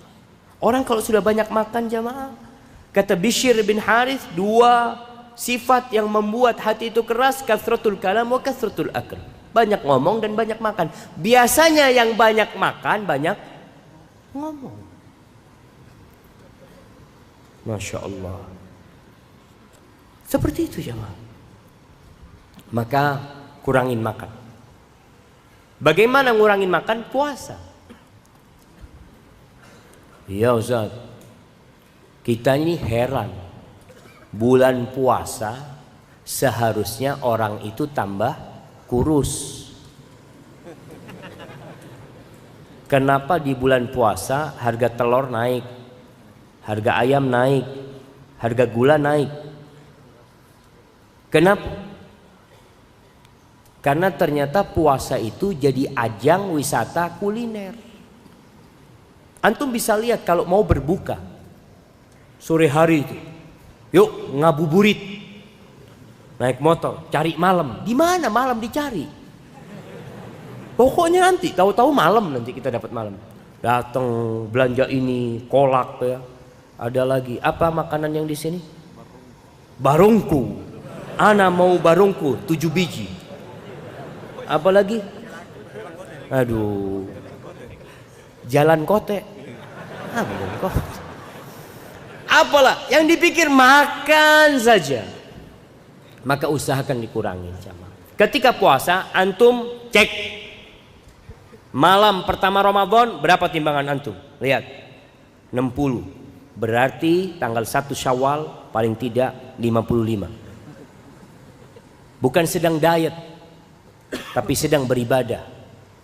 Rasul sallallahu alaihi wasallam itu sahurnya apa? Kurma. Kadang kalau nggak ada kurma minum air. Sudah cukup. Ustaz nggak kuat Ustaz. Antum subhanallah sahurnya itu double. Karena apa? Ini gantinya makan siang Ustaz. Baik, nggak apa-apa. Karena takut lemah. Nanti berbukanya double. Katanya apa? Ini gantinya makan siang Ustaz. Jadi makan siangnya diganti 2 kali jemaah. Waktu sahur dan waktu berbuka. Nanti ada ganti yang ketiga.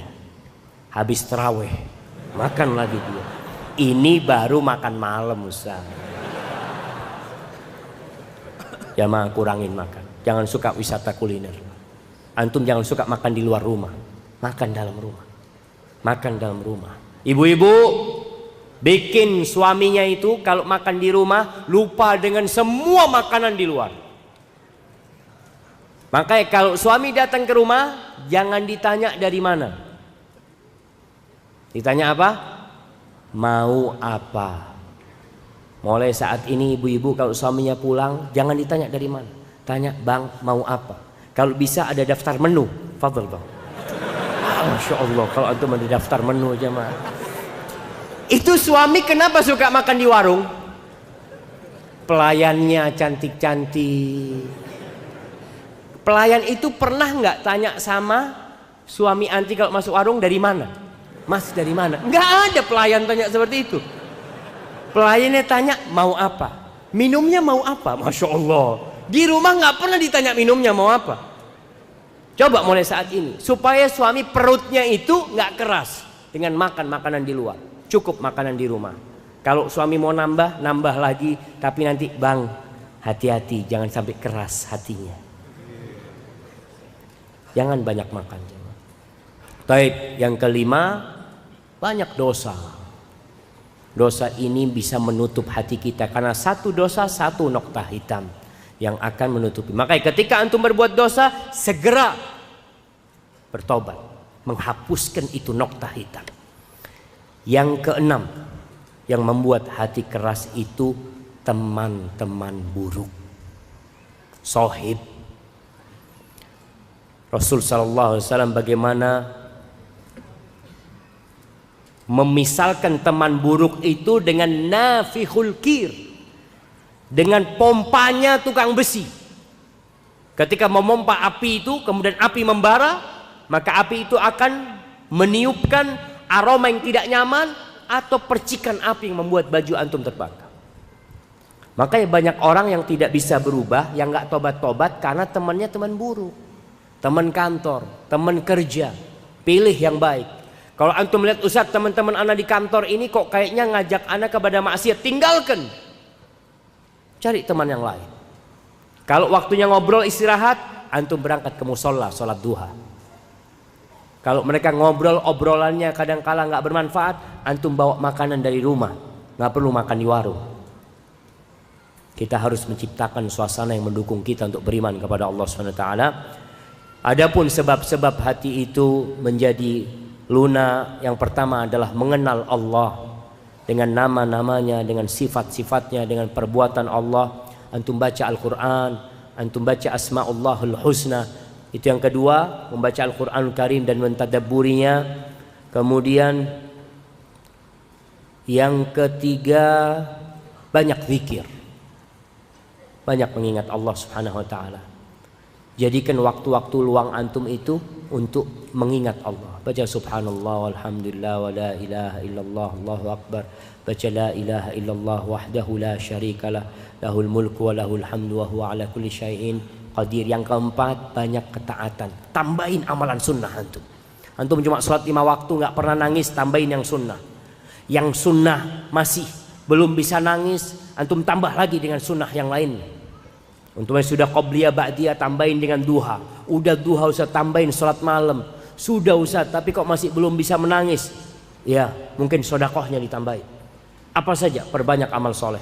Yang kelima, mengingat kematian dan melihat orang-orang yang mau mati. Antum datang, ada orang nazak, sakit keras datang, melihat dia. Oleh karena itu jamaah, sekarang ini memang keranda itu nggak bikin orang takut. Dulu, ini bicara tradisi ya. Di masa Nabi SAW, keranda itu nggak ada tutupnya. Jadi jenazah itu ditaruh di papan aja jamaah. Ada full pen itu. Nah, baik. Jadi diangkat di atas papan seperti ini, nggak ada tutupnya. Jadi orang kampung itu ngelihat jenazahnya, sehingga dia melihat goyang-goyang gitu, wah mau jatuh atau apa. Dia takut. Kemudian di masa para sahabat ada perubahan sedikit. Yang perempuan dikasih tutup. Yang perempuan dikasih tutup karena dulu katanya di Habasyah itu kalau perempuan dikasih tutup. Tapi biasanya tutupnya cuma separuh jamaah. Ditutupin separuh sehingga masih kelihatan kepalanya dia, cuma bagian ke bawah tubuhnya itu supaya tidak nampak. Itu perempuan demi menghormati para wanita ketika meninggal dunia. Itu membuat kita jadi ingat kematian, hatinya jadi lembut. Antum datang ziarah kubur, datang ketika antum merasa hatinya keras, udahlah berangkat sama istri antum, apa yuk kita berangkat yuk jalan-jalan. Kemana bang? Ayolah jalan-jalan sama, bawa ke kuburan.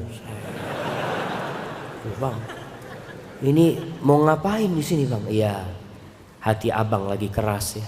Yuk kita ziarah ke kuburan abah. Nggak harus kuburan orang tuanya, kuburan siapa aja ziarahin untuk mengingat kematian. Kemudian yang terakhir, makan yang halal. Antum berusaha untuk tidak makan syubhat. Lihat syubhat tinggalin. Apalagi di masa sekarang, nggak tahu punya siapa, aduh nggak usah dimakan. Apalagi yang riba sekarang jamaah. Gimana orang mau hatinya lembut kalau yang dimakan itu haram? Hadza wallahu a'lam bishawab. Itu yang bisa saya sampaikan pada kesempatan kali ini. Apabila benar itu dari Allah Jalla Jalaluh, kalau ada yang salah dan kurang berkenan itu dari diri anak pribadi, Allah dan Rasulnya terbebaskan dari kesalahan itu. Mungkin kita masuk ke sesi tanya jawab. Nah, barakallahu fikum.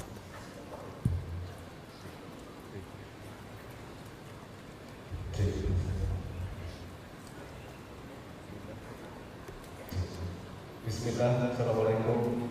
Ahwat Ustaz, alhamdulillah lewat ceramah antum di YouTube yang Ana nonton 2 tahun yang lalu membuat Ana mantap untuk berhijrah. Namun di tengah perjalanan hijrah ini banyak tantangan sehingga Ana mulai goyah, dan khususnya di daerah Ana masih sangat minim dakwah sunnah dan praktek syirik masih ada. Maka dari itu mohon nasihatnya Ustaz dan Ahwat, kalau bisa antum agendakan safari dakwah ke daerah-daerah. Masya Allah, daerah-daerah. Ini ada penggelapan nama. Baik. Yang pertama kita bersyukur kepada Allah Jalla Jalaluh adanya media. Ini bermanfaat untuk dakwah. YouTube memang mungkin yang bikin orang-orang non muslim. Kita perlu menenggelamkan YouTube dengan hal-hal yang positif. Ketika seorang hijrah, dia memerlukan teman. Rasulullah SAW hijrah ke Madinah tidak sendirian. Siapa yang mendampinginya? Abu Bakar Siddiq radhiyallahu taala anhu. Ketika sampai Madinah, orang-orang muhajirin tidak sendirian. Bersama siapa mereka?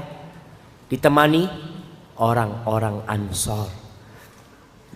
Orang muhajirin sampai Madinah nggak punya rumah, nggak punya pekerjaan, nggak punya kerabat dia di Madinah karena kampungnya orang. Tapi orang-orang Ansor membuka hati mereka, membuka tangan mereka menyambut teman-teman yang hijrah. Maka nasihat ana, kalau kita melihat teman kita hijrah, langsung antum temenin dia, antum peluk dia, antum bersama ana, antum cari teman-teman yang baik. Berkaitan dengan kegiatan di kampung mungkin ya, yang masih banyak ritual-ritual yang tidak sesuai dengan syariat, bahkan ritual-ritual kesyirikan, itulah kewajiban antum untuk berdakwah. Rasulullah SAW sendirian ketika berada di kota Mekah, satu persatu orang itu dapat hidayah. Walaupun akhirnya Nabi SAW hijrah.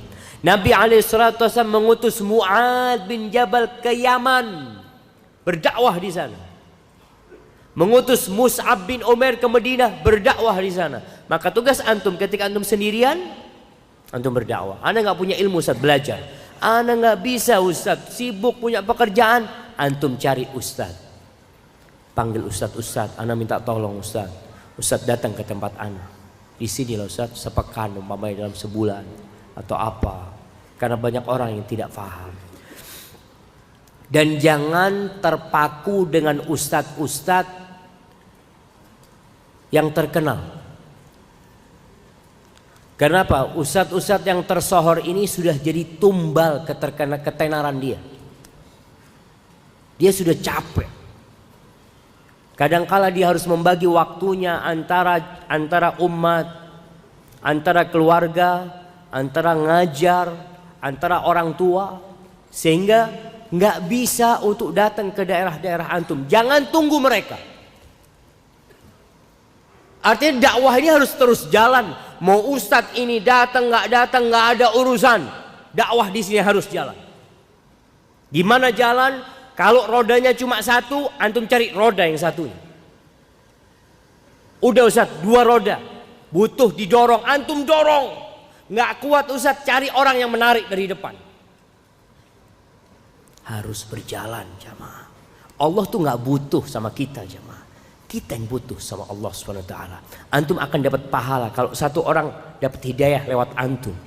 Orang itu dulu nggak sholat, orang itu dulu nggak puasa, orang itu dulu melakukan kesyirikan lalu dapat hidayah lewat jalan antum, masya Allah.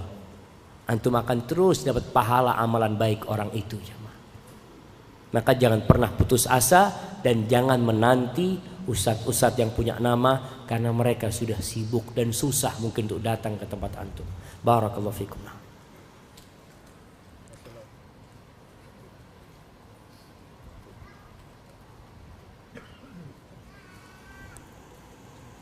Masya Allah. Dari tadi cek. Kayaknya harus diganti mic-nya. Masya Allah. Assalamualaikum Ustaz. Saya mahasiswa dari daerah. Akhir-akhir ini ibu saya sering menelpon bertanya kabar dan menyuruh pulang ketika ada kesempatan atau libur. Di lain sisi saya masih kuliah bahkan di hari libur. Apa yang harus saya lakukan Ustaz? Apakah saya termasuk anak yang durhaka ketika menolak panggilan pulang seorang ibu yang mungkin meneteskan air mata? Masya Allah, Masya Allah. Jamaah, antum tahu ada seorang sahabat yang datang kepada Nabi SAW minta izin membaiat Nabi untuk hijrah dan berjihad di jalan Allah. Ditanya, orang tuamu masih hidup? Masih hidup ya Rasul. Pulang sana. Engkau mau cari surga? Falzam rijlaha fa innal jannata tham. Engkau duduk di kaki ibumu, tetap di sana, jangan kemana-mana. Di situ ada surga. Ini mau berjihad, mau menegakkan kalimat Allah. Jadi kalau ada seorang anak yang kerja di satu tempat, kuliah di satu tempat, lalu ibunya mengatakan, nak kamu pulang, hari itu antum pulang. Jangan nunggu besok. Gimana kuliah antum? Nggak ada urusan sama kuliah. Surga antum itu ibu antum. Wallahi antum tahu rizki itu nggak ikut ijazah. Antum kalau berbakti sama ibu antum, apa kata Nabi SAW? Man ahabba ayyubsata lahu fi rizqi wa yunsa lahu fi athari falyasil rahimah. Barang siapa yang ingin rizkinya diluaskan, umurnya ditambah, hendaklah dia bersilaturahim. Rahim antum yang paling dekat, tempat antum 9 bulan di dalam rahim itu. Antum berangkat ke ibu, tinggalkan, mohon maaf, selesai, pulang ke rumah. Wallahi jamaah, antum sedang sholat sunnah, Allahu Akbar, ibu panggil, Syafiq, putus sholatnya, datang ke ibu. Apalagi cuma urusan kuliah, urusan pekerjaan, anak akan di PHK, silahkan di PHK. Antum duduk bersama ibu antum. Ustaz, nanti anak kerja apa di sana? Yang ngasih rizki antum itu Rabbul Alamin. Ingat antum dengan kisah orang Badui yang mendengarkan firman Allah, wa fis samaa'i rizqukum wa ma tu'adun. Di langit itulah tempat rezeki kalian dan apa yang dijanjikan buat kalian, bukan di muka bumi ini. Maka anak, jangan sampai antum membuat orang tua antum menangis. Antum ke Jakarta kuliah tapi ibu tidak ridho, nggak berkah hidup antum. Antum kerja merantau ke Makassar, orang tua di kampung nggak ridho, antum akan hidup sengsara walaupun bergelimang harta. Kenapa? Ridhallah fi ridhal walid wa sakhatullah fi sakhatil walid. Keridhaan Allah ikut keridhaan orang tua, kemurkaan Allah ikut kemurkaan orang tua. Barakallahu fikum.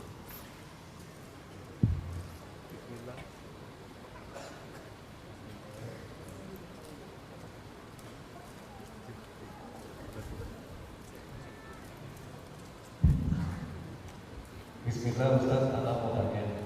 Kadang pada malam hari atau menyendiri serasa sedih karena takut pada Allah. Tapi pada siang hari tidak merasa sedih. Apakah ini tangisan seorang munafik? Tidak jamaah. Jadi seorang sahabat Nabi yang bernama Hanzalah, pernah dia mengatakan nafaqah Hanzalah, munafik Hanzalah ini. Ditanya sama Abu Bakar, kenapa engkau mengatakan itu? Kita tuh kalau sama Nabi SAW seakan-akan surga dan neraka itu kita lihat secara nyata. Tapi idza afasnal ahl wadh-dhaya wal aulad, tapi kita kalau sudah sampai rumah, ketemu sama anak-anak kita, sama istri kita, sama urusan pekerjaan kita, nasina katsiran, kita banyak lupa. Kata Abu Bakar Siddiq, sama, aku juga seperti itu. Yuk kita datang menjumpai Nabi SAW. Maka datang menjumpai Nabi SAW, cerita kondisi mereka.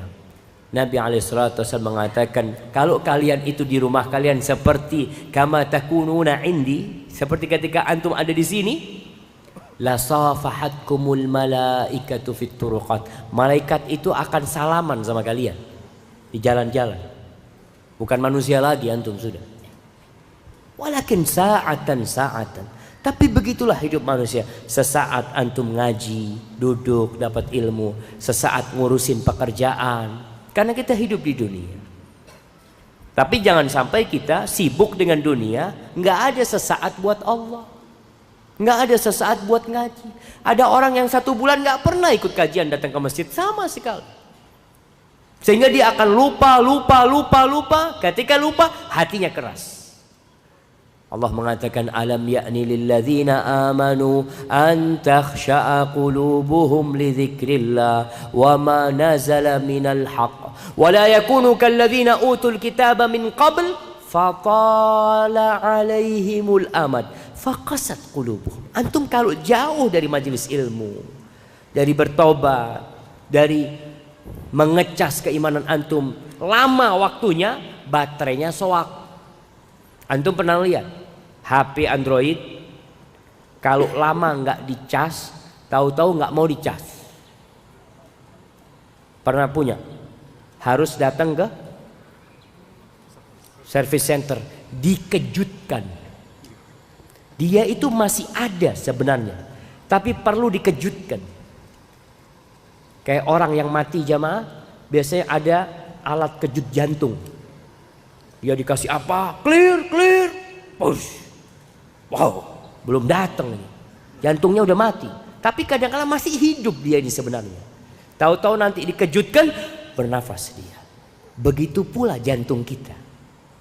Kadang-kadang kalau lama nggak ikut kajian, perlu hal-hal yang keras yang mengingatkan. Tabrakan, musibah, baru ingat sama Allah. Ya Allah, patah kaki anak ya Allah. Antum kemana waktu main bola kemana-mana? Waktu patah baru ya Allah. Seperti itu jemaah. Maka jangan nunggu itu. Jangan nunggu musibah datang sehingga antum baru ingat sama Allah SWT. Hadza wallahu a'lam bissawab. Assalamualaikum warahmatullahi wabarakatuh. Waalaikumsalam. Ustaz, alhamdulillah saya sudah bercadar, sudah lebih setahun, tapi masih belum juga dapat restu dari orang tua. Setiap sholat saya sudah doakan beliau, tapi masih belum juga dapat izin. Jadi saya pakai cadar tidak langsung dari rumah Ustaz. Saya pakai cadar dengan sengaja toilet masjid atau toilet Pertamina.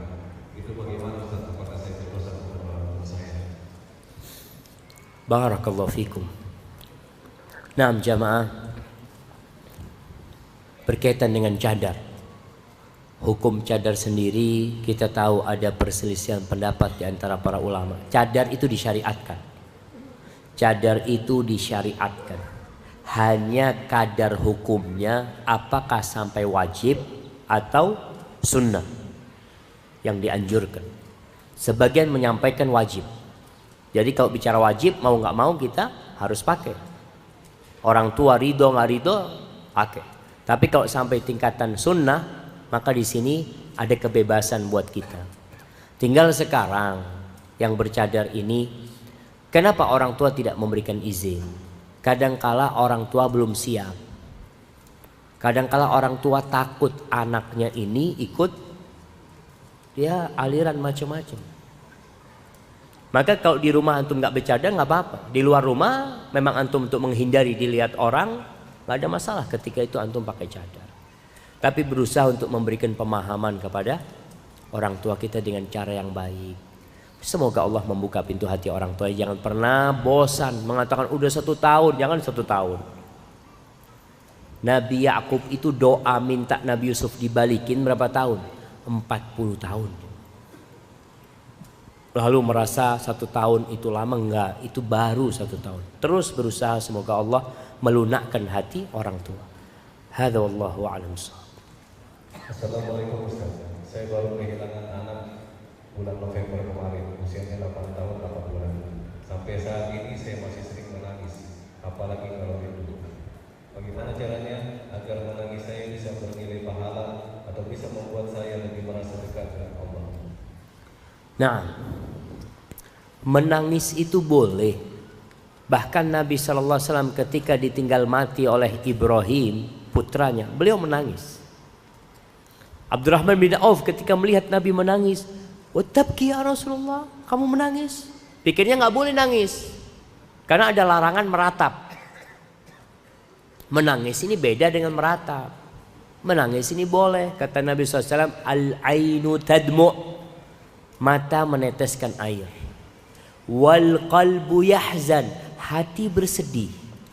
"Wala naqulu illa ma yurdi rabbana", tapi kita nggak boleh mengucapkan sesuatu kecuali yang diridhoi oleh Allah Jalla Jalla. Artinya menangis itu boleh, nggak apa-apa.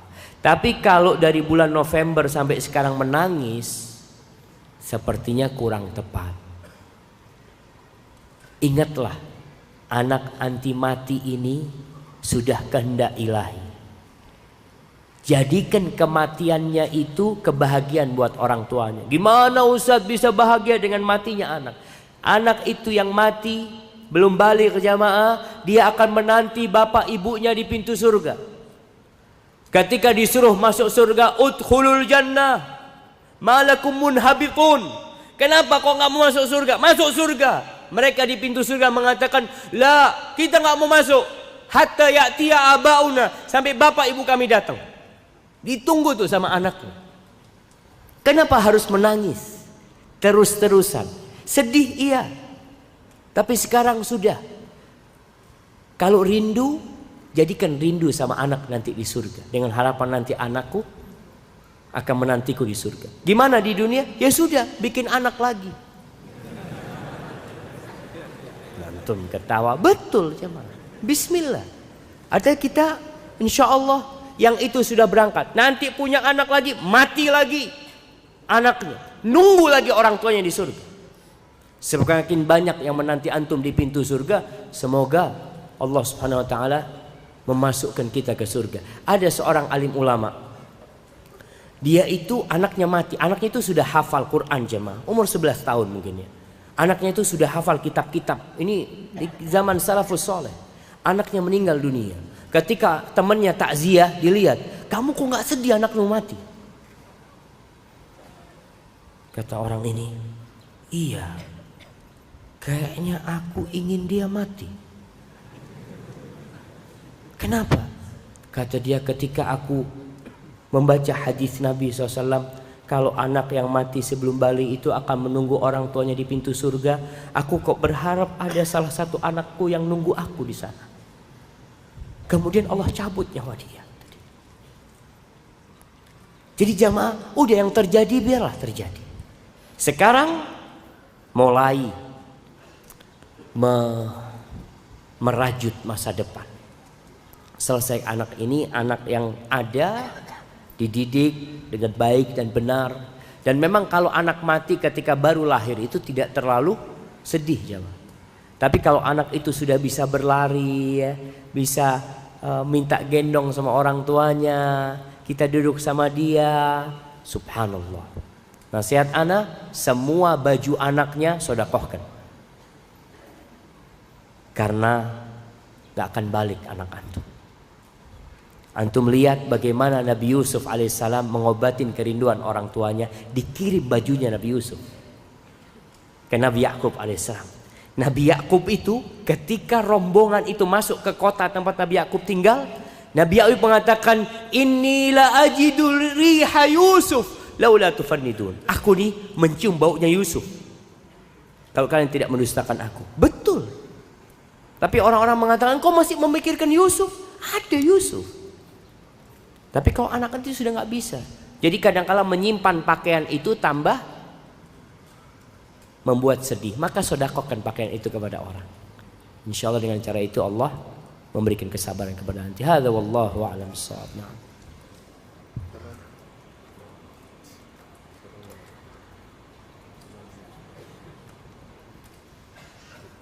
Memang ana lihat mic-nya ini kayaknya umur 20 tahun.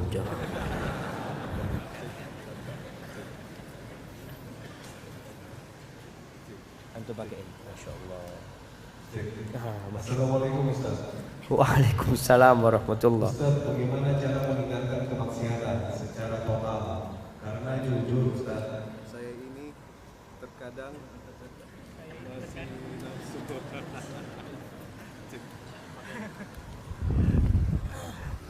Jangan dirusakin. Karena jujur Ustaz, saya ini terkadang masih ada nafsu untuk melakukan itu, terkhusus ketika dalam keadaan sendirian. Padahal ana sudah berusaha untuk melawannya, dan ketika ana sudah terjerumus ke dalamnya, terkadang ana menyesal dan menangis. Apakah penyesalan dan tangisan ana ini merupakan bentuk kemunafikan ana kepada Allah, Ustaz? Masya Allah jamaah. Kalau antum mengatakan punya nafsu, ya yang lainnya punya nafsu juga lah. Emangnya cuma dia juga yang punya nafsu? Semuanya jamaah. Itu ujian. Zuyyina linnas hubbus syahawat minan nisa. Sudah ditanamkan di diri kita itu cinta kepada wanita, syahwat kepada wanita. Kalau antum nggak punya syahwat kepada wanita, periksa ke dokter. Takut nanti lihat sapi ada syahwat. Aku ada syahwat lihat. Nauzubillah min dzalik. Jadi syahwat kepada wanita itu memang fitrahnya seperti itu. Tinggal bagaimana syahwatnya ini diarahkan. Maka salah satunya menikah. Arahkan dengan menikah. Kemudian bagaimana menjaga syahwat kita, tundukkan pandangan. Karena jamaah, pandangan mata ini sahmun min sihamil iblis al-masmumah. Salah satu anak panah iblis yang beracun. Kalau antum melihat perempuan, lihat sekali doang. Memang ana lihat HP ini menakutkan. Kadangkala antum melihat yang bermanfaat, tapi yang nggak bermanfaat lewat. Apa kata antum? Astagfirullah. Astagfirullah. Oh belum habis. Kadangkala anak setel YouTube ceramah ada iklannya. Ada yang ada iklannya jemaah. Astagfirullah.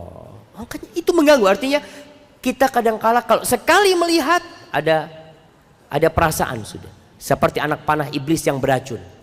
Sudah ditutup tapi pikirannya masih ada.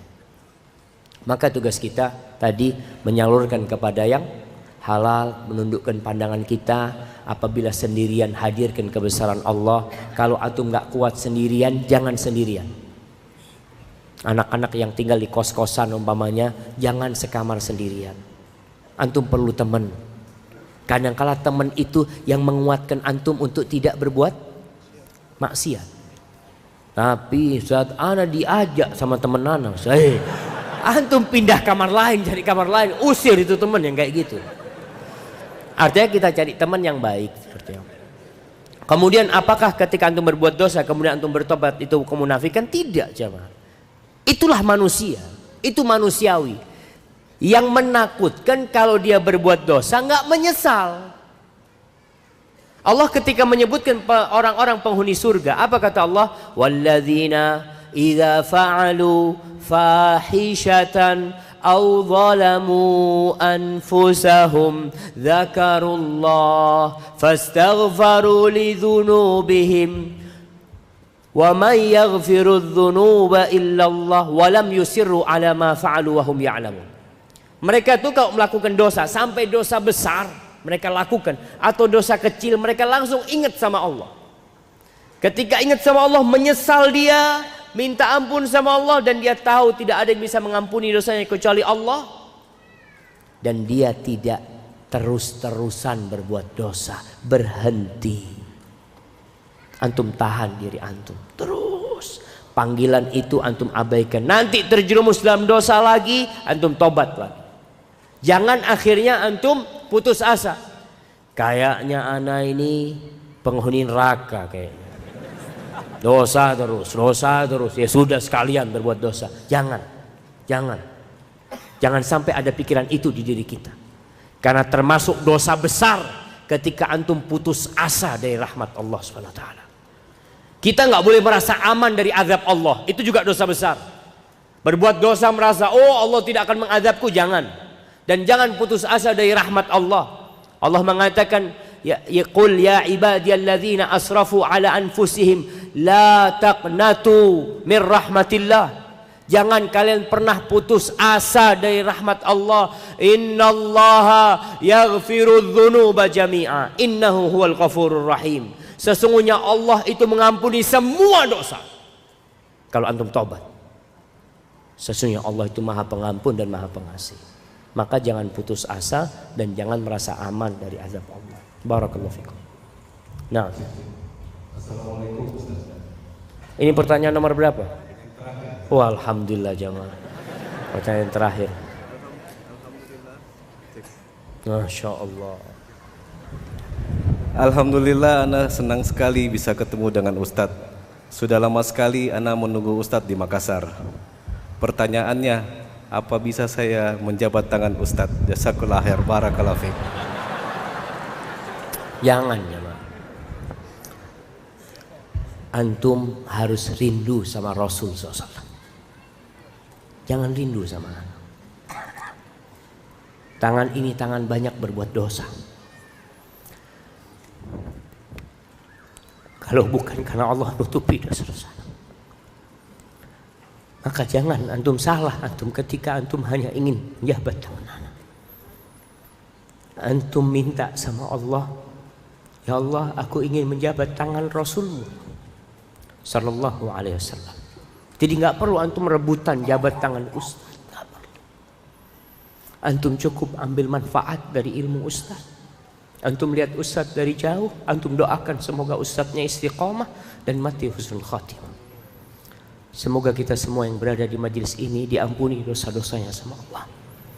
Dan semoga kita bisa bersama-sama minum dari telaga Rasulullah SAW dan berada di belakang Nabi SAW ketika dibuka pintu surga Allah. Ana mohon maaf apabila ada kata-kata ana yang kurang berkenan. Yang benar dari Allah, yang salah dari diri ana. Allah dan Rasulnya terbebaskan dari kesalahan itu. Wassallallahu ala nabiyyina Muhammadin wa ala alihi wa sahbihi wasallam. Subhanakallahumma wa bihamdika asyhadu an la ilaha illa anta astaghfiruka wa atubu ilaik. Wassalamualaikum warahmatullahi wabarakatuh.